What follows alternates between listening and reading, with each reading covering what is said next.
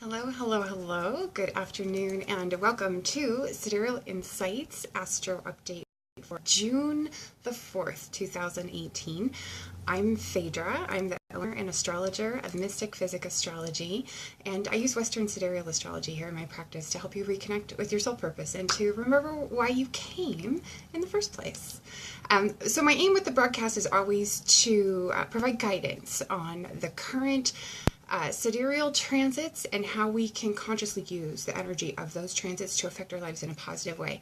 And thanks for joining me today. It's good to have you here. If you'll give me just one moment, I'm going to refresh my browser and make sure that I pull up the broadcast comments on my laptop so that if anyone has questions or comments about today's broadcast, anything that we touch on, I won't miss anything. So bear with me just a moment. I think I'm just about ready to get jumping right in. Here we go. So thank you. If you can hear me and see me okay, feel free to let me know in the comments. That may be helpful. Sometimes there might be issues. But welcome, welcome, welcome. It's good to have you. Please like and share the broadcast. Tag a friend if you have a friend that might be interested in listening to what we have to talk about today. You can follow Mystick Physick on Facebook and be sure to subscribe to our YouTube channel. But let's dive into what's up for today. So we have a lot of retrograde activity right now. We have Jupiter, Saturn, and Pluto currently retrograde. We have Neptune and Mars both about to retrograde this month. And Neptune will do that first. Will stay in Sidereal Aquarius on the 18th, and Mars will stay in retrograde in Capricorn on the 25th, 26th. Let me double check my date here. When does that happen? That's going to happen, it looks like, on the 26th. And we're going to talk a little bit more about that a little bit later on in the broadcast. And I should have a blog post coming up for you on Uranus in the 5th house, the Mystick Physick blog, talking specifically about Mars retrograde and how we use that particular transit. So stay tuned for that. We also have Venus out of bounds right now, only for a few more days. She's about to coming up in June. We just had our full moon in Scorpio on the 29th, a little over a week ago. And that was a full moon that hopefully brought us some answers to some questions. If you've had some deep probing questions that you've been working on searching for answers for, if you've been doing some inner psychological exploration, those searches could yield results, or could be yielding results around now. Coming up in June, however, we have more out of bounds activity, even though Venus is about to come back in bounds. We also have, as I was saying earlier in the broadcast, retrograde activity that we've got coming up that we'll be talking about. And then we'll be talking about how to handle the slowdown. It's going to be kind of a slow stretch of months for us with all the retrograde activity, which is a wonderful opportunity to just kind of take a deep breath and catch up. So there's a wonderful way to handle that. Okay, but let's talk a little bit about this out of bounds activity. So we talked about Venus out of bounds last time. Venus is a very sensual planet, meaning that she's concerned with stimulating the physical senses. So sight, sound, touch, smell, taste, all of the physical senses, and what we find pleasurable and enjoyable through our senses. And so when Venus is out of bounds, she can inspire in us, as we were talking about last month, kind of an appreciation for unconventional beauty, especially in art and music. She can make us more prone to non-traditional relationships and getting involved in non-traditional relationships. And that can be non-traditional in any sense, whether it's age differences, gender differences, partnership arrangement, that sort of thing. So any kind of non-traditional intimate relationship or non-traditional partnerships, okay? And even unusual or novel or even questionable business practices or arrangements. That's about to end. We only have a few more days left of this Venus out of bounds energy, okay? And then that'll start to normalize just as Mercury goes out of bounds. And if you'll remember, we last had Mercury out of bounds in November of last year, late last year anyway. And so Mercury out of bounds, he'll be reaching the out of bounds point on June, and he'll be out of bounds for pretty much most of his tour of Gemini. Okay, and this is when Mercury moves out of bounds, and it's an expression that can make us more inclined to innovative thinking, which is a positive, especially in fields requiring skill for analysis, problem solving, or communication. So any Mercury-ruled types of fields or needing Mercury-ruled skills. Okay, on the flip side though, and there's always a flip side to these planets, it's easier for us to become obsessed with stories. And that can be stories that we're exposed to through literature, through popular culture, through film, or even the stories that we tell about our own lives. And that's something that we've talked about before, the stories that we tell about our own lives. So we might be prone during the coming, it's about 3-ish weeks or so, we might be prone to misconstruing people's words. We might blow things out of proportion. We might overreact. That's something that can happen more frequently when we do have Mercury out of bounds, and he's especially so when he's in Gemini, because Gemini is a sign that's very much about storytelling, right? So I want you to be very vigilant for the coming 3 weeks. I want you to pay close attention to what you're saying, how you're saying it, and pay attention to how other people are receiving it, because it can affect both sides of that equation when Mercury is out of bounds. So Neptune and Mars retrogrades coming up. So 5 total planets retrograde by the time we get to the end of June, which is a lot at one time. Thankfully, that doesn't happen very frequently.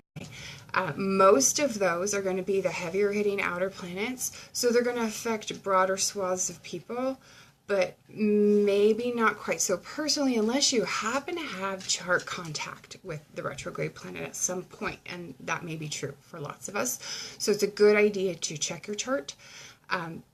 We'll talk a little bit more about that as well. So our lives are kind of slowing down. For instance, in the summertime, in North America, we're entering like the slower summer months, so school's getting out, families are going on vacation. So it's a more slow, relaxed atmosphere. If you live in other parts of the world where it's a different season, it may be slow. If it's off season, if you live in an area where the economy is heavily dependent on like tourist activity. So these are the ways. So like it's a broad and generalized slowing down of life. And a lot of what we begin right now is going to change at some point in the future, in partly because of the retrograde activity. So there's not a lot of progress being made on very many fronts. And a lot of things that we have been working on that may be coming back up for correction, for adjustment, for tweaking over the coming months through August, through September, even through November, depending on the type of activity. So just be aware of that. If you have major undertakings coming, big initiations that you had intended to do in the next few months, you're going to want to be aware that the retrograde activity of so many planets could hamper those efforts. There's a lot of transition and restructuring going on, changes as things that maybe you don't know come up and become made known, and you have to adjust your approach. Information comes out, right? So, and resources may be made available that you didn't have access to, or resources that you have now may be cut off or run out. So types of adjustments are what you'll be facing. Lots of adapting to changes in the coming months in order to make progress going forward into the early part of next year. So Pisces, Aquarius, Capricorn, Sagittarius, Scorpio, and Aries sun and rising signs are all going to be affected by these retrogrades. And that's most of us because it is sun and rising sign, right? That's just about half the zodiac, right? 1, 2, 3, 4, 5, 6, yes. So a lot of us, a good portion of people are going to be affected by the slowdown in the coming months. Now, let's talk about Mars retrograde specifically. And I won't get too detailed because I don't want our broadcast to run too long. So do stay tuned because I am planning a blog post to kind of go a little more in depth on this. But let's talk about what you need to know about around Mars retrograde. Some of your initiations that you may have planned for July and August, you may want to bump up the initiating activity to sometime in the next 2 weeks, week and a half, 2 weeks. And part of the reason for that is because when Mars is retrograde, it's not a good time to initiate major projects. It's not a good time to initiate love affairs, partnerships, legal battles, arguments. God forbid, don't start wars even, right? So things that are Mars ruled, like conflict and aggression, don't start them. Passion, desire, activities around that, hold off. And definitely new projects, anything that requires initiative, with Mars being the planet of initiation, right? So the reason being is that Mars retrograde tends to behave a little bit like a void of course moon, but it's a much longer period of time. A void of course moon usually is a few minutes to a few hours, whereas Mars retrograde is usually a few months. And things initiated under a retrograde, Mars transit tend to fizzle out. They lose momentum. They don't go anywhere. What happens is things may seem to be going just fine until Mars goes direct again. And that's when you lose momentum. That's when they peter out. So this is because Mars is a planet of energy. It's a planet of vitality. And anytime he's retrograde, that energy and that vitality are diminished. And you don't want that built into a major initiation. You don't want that diminished vitality built into a relationship or a partnership of any kind. And you don't want diminished vitality to be influencing any type of competition or any type of challenge, for instance, like a legal challenge. If you know that you have something like that coming up between now and the end of the year, I would advise you either take your very first initiative action in the next couple of weeks, or just hold off until September, when things will be a little bit energetically. Okay, so don't force things right now, because if you try to force things, if you try to push through, when those efforts are frustrated or don't go right, it's much more likely that you're going to end up irritated and angry. Okay, so things not to do when Mars is retrograde. This is the month of July and August. He's going to retrograde coming up on the 26th of June. Okay, don't respond or react in anger. You don't want to respond or react in anger when Mars is retrograde, because that can backfire. It can make things worse. It can exacerbate a situation. And it usually, pretty much always, is not going to work out in your favor if you respond or react in anger when Mars is retrograde. Okay. Don't have elective surgery if you can help it. Now, if you have essential or emergency surgery that you need to have, Mars retrograde is typically fine for emergency or essential surgery. But elective surgery, I would hesitate to advise anyone to have elective surgery when Mars is retrograde. Mars rules surgeons, knives, scissors, sharp things, right? And when he's retrograde, of course, he's not at peak strength. He's not at peak vitality. Those are not recommended activities when he's retrograde. I wouldn't even try a radical new hairstyle. I wouldn't come anywhere near scissors with my hair when Mars is retrograde. Don't start a new intimate relationship or even a business partnership. Sometimes going back to an old partnership or relationship during retrograde might be tempting, because someone might come back into our lives. It rarely works out. It's really typically ill-advised to go back to an old relationship of some sort when Mars is retrograde. Typically what happens is things seem different. They seem better. You have to keep in mind, when Mars is retrograde, that difference is temporary. So when he's retrograde, we react differently in conflict. But when he goes direct again, our old conflict patterns reemerge, right? And so you'll get a reminder of why things didn't work out the first time. So even if an opportunity to go back to an old relationship or partnership comes up during July, August, I would really strongly recommend that you consider not reigniting that partnership or that relationship Okay, don't start arguments. That's a big one.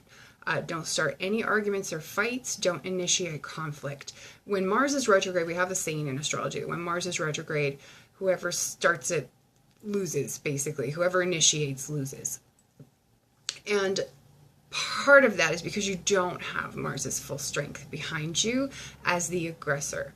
So it doesn't matter. It could be a legal conflict, it could be war, it could be a fight with your partner, it could be with your child, it could be a disagreement about anything. Don't be the aggressor because it won't work out in your favor. You'll lose. Also, don't buy new mechanical things. Mars rules mechanical items, so it's really not wise. If there's no way around it, do what you got to do. If you have to buy something mechanical during the month of July or the month of August, I would highly recommend make sure that you have it fully insured. And it might be wise to keep it fully insured until our next Mars retrograde, which happens in a little over 2 years from now, typically. I haven't checked the dates on that, but usually it's every couple of years that Mars goes retrograde. So I would definitely take that extra amount of protection if you can't avoid or hold off buying any new mechanical item during the month of July or August, okay? And then, like I said, don't initiate new projects. You want the full support of Mars behind you anytime you're initiating something new, okay? Now, at the end of the retrograde, the very first day, the 26th, and the very end day, I believe the 28th of August, when Mars is stationary, we'll feel a really intense energy surge. Just be aware that that's going to be brief. It's going to taper off. So you might get this big energy surge, but it's not necessarily going to last. So be prepared for that energy to kind of peter out, maybe to peter out a little bit more quickly than you anticipated, especially as the retrograde continues, okay? So let's talk about what you can do during Mars retrograde. There are some things that are totally appropriate when Mars is retrograde. So there's ways to use that 2-month period of July and August constructively. Let your opponent make the first move. So if you're anticipating any type of conflict, especially if you're doing any kind of strategic planning, and you know that you might have to face an opponent during that time frame, let them make the first move, okay? You sit back and see what happens. It's also a good time to make repairs, especially if you have to make repairs of anything mechanical. Especially if those are repairs that you know you've been neglecting, that you know you've been putting off. The issue might be forced. You might have to deal with it during July and August, and that might happen due to circumstances beyond your control, which is fine, because during Mars retrograde, one of the things that's really helpful to do is just relinquish control. If you have a sun sign or a rising sign that's ruled by Mars, such as Aries or Scorpio, you might actually find that easier to do. The rest of us, maybe not so much. Relinquishing control can help the Mars retrograde go a lot more smoothly. So kind of slow down. We can use this time to reassess some things in our lives, to look for new approaches anywhere that things aren't working the way that we want them to. It's a good time to explore concepts around identity or the self. It's also a good time to examine the roles that you play in the world and the roles that you play in your own life. And then finally, one last point about Mars retrograde. This is a time when you really want to hedge your bets. You want to take a wait-and-see approach to just about everything that might come up. See which way the wind is going to blow, see which way the cookie crumbles, all that sort of nonsense. Don't take any kind of doubtful action. If you feel any hesitancy at all, you're best to just heed that hesitation, wait and see. Okay, acting in doubt or acting when you're feeling hesitant during Mars retrograde can go wrong. Okay, so if you have any doubts or any hesitations about anything, just take a wait-and-see approach. Follow your instinct, basically. Okay, but you can review your goals, you can review your relationships that you have with people right now, you can review your attitudes and behaviors around sex, around anger, around conflict, self-defense, around motivations, whether they're yours or someone else's, but especially your It's a time for like an inner examination. How do you respond to conflict? Reflect on that during Mars retrograde. Is a great opportunity, and you can use that time to recognize any unhelpful patterns in those areas of life and make appropriate changes to how you respond. So it's a great time to work on self-image, any types of activities that support confidence building or courage and tapping into your own courage. Mars retrograde, usually not as disruptive as Mercury retrograde, which is fortunately it lasts so much longer. It's a good thing that it's not as disruptive as Mercury retrograde. But be sure to visit mystickphysick.com/sidereal-monthly-horoscopes. You'll get a more detailed monthly forecast for June. You'll get my short reports. You'll get full horoscopes by sign, so much more detailed advice for every sign. And be sure and read your horoscope for your sidereal sun sign and your sidereal rising sign. And if you don't know your sidereal sign placements, you can look those up at the website at mystickphysick.com/sidereal tools. Now coming up, like I was saying, the June 2018 horoscopes are live on the website and they're open access for everyone, so be sure to read yours.